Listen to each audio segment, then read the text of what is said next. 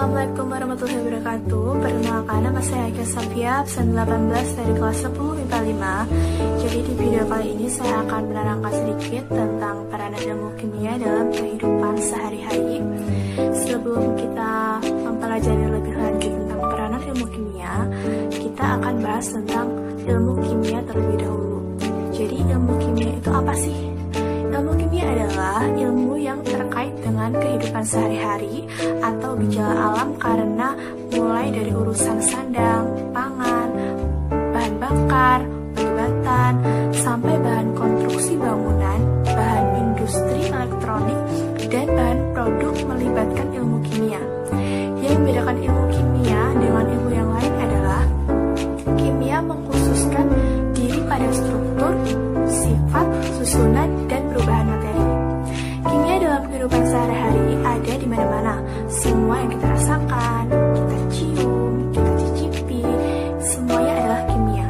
Ketika kamu menangis, ketika lapar, itu juga reaksi kimia. Sehingga mempelajari ilmu kimia sangat penting untuk mengetahui apa yang sebenarnya terjadi di dunia ini.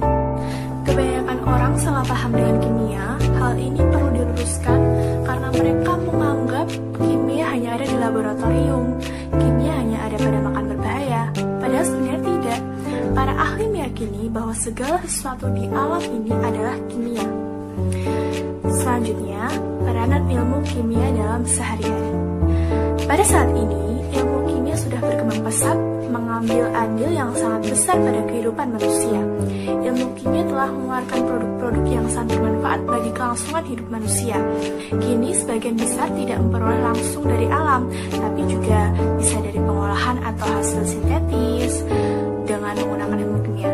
Berikut ini adalah beberapa peranan ilmu kimia dalam kehidupan sehari-hari. Yang pertama adalah bidang kesehatan. Ilmu kimia cukup memberikan kontribusi dalam bidang kesehatan, salah satunya memudahkan para dokter untuk mendiagnosa beberapa penyakit interaksi kimia dalam tubuh manusia, seperti pada sistem pencernaan, pernafasan, ekskresi, dan lain sebagainya.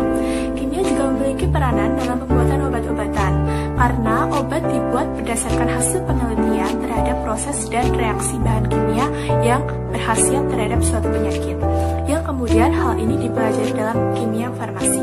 Kemudian yang kedua adalah bidang pertanian. Sedikit contohnya adalah analisis kimia dapat memberikan informasi tentang kesuburan tanah, dan dengan data tersebut para petani dapat menentukan tumbuhan yang kekurangan zat supaya tepat ketika diberi pupuk. Pupuk juga dapat terbuat dari bahan kimia, contohnya pupuk urea.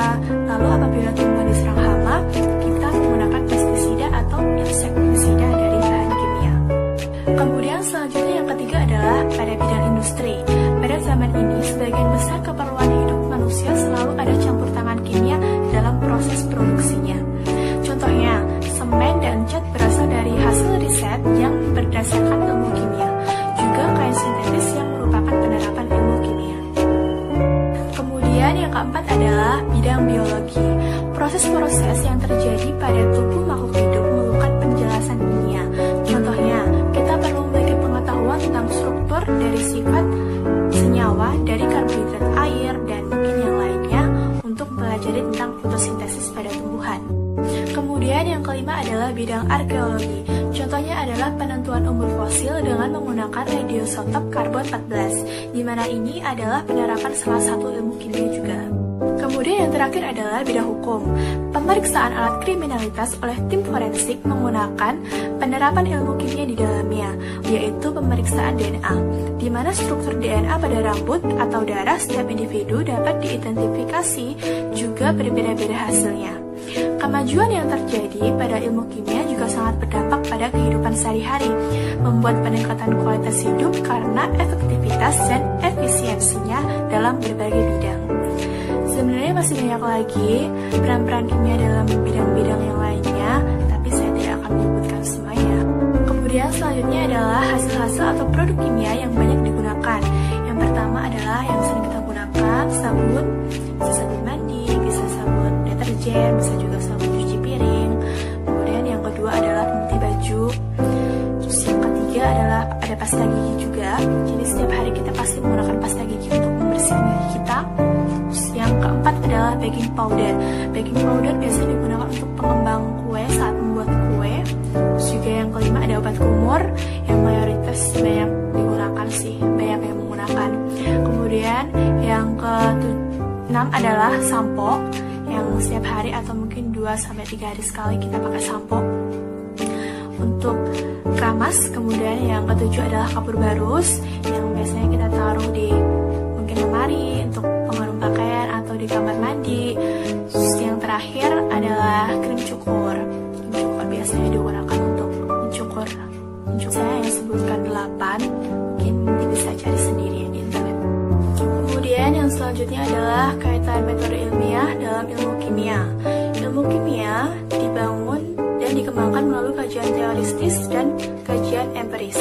Kajian teoristis adalah kajian berdasarkan ilmu fisika dan ilmu matematika. Sedangkan kajian empiris adalah kajian berdasarkan fakta yang diungkap melalui pengamatan dengan metode ilmiah. Adapun secara sederhana, metode ilmiah itu terdiri sebagai berikut. Yang pertama adalah melakukan observasi dan pengamatan. Kemudian yang kedua adalah menemukan pola pada hasil pengamatan. Kemudian yang ketiga adalah perumusan teori. Yang keempat, pengujian teori. Dan yang terakhir, eksperimen dan pengukuran.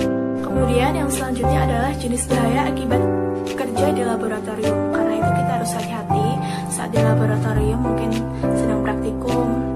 Seharusnya kita juga mengetahui bahwa akibat penggunaan alat dan bahan tersebut, bahaya akibat praktikum di laboratorium antaranya adalah sebagai berikut. Yang pertama adalah bahaya radioaktif. Contoh penyakit akibat terkena bahan radioaktif. Kemudian yang kedua adalah bahaya api. Contohnya terkena luka bakar akibat terbakar kena api. Kemudian yang ketiga, khusus pada kecelakaan akibat api. Pada umumnya akibat kecelakaan manusia atau ketidaksepengetahuan manusia. Kemudian yang keempat adalah bahaya biologi. Contohnya penyakit akibat menggunakan mikroorganisme atau jasa training. Kemudian yang kelima adalah bahaya listrik. Contoh terkena arus listrik. Kemudian yang keenam bahaya mekanis. Contohnya akibat terkena alat-alat bergerak atau berputar. Kemudian selanjutnya adalah lambang-lambang pada beberapa kemasan bahan kimia. Yang pertama, lambang iritasi, contohnya kloroform, alkohol, hidrogen peroksida. Dan yang kedua adalah beracun, contohnya sianida, arsen, dan merkuri. Kemudian yang ketiga mudah meledak, contohnya perklorat dan permanganat. Yang keempat adalah korosi, contohnya adalah asam-asam organik dan basa kuat. Kemudian yang kelima adalah radioaktif, contohnya uranium, plutonium, dan thorium. Kemudian yang terakhir adalah mudah terbakar, contohnya gas metana, kerosin, belerang, fosfor, eten, dan lain sebagainya. Mungkin itu saja yang bisa saya sampaikan pada materi peranan ilmu kimia dalam kehidupan sehari-hari. Mungkin jika ada kesalahan kata atau kesalahan materi, saya mohon maaf sebesar-besarnya. Saya juga masih belajar, jadi mungkin saya harus perlu banyak-banyak belajar lagi jika ada kesalahan. Cukup sekian dari saya. Wassalamualaikum warahmatullahi wabarakatuh.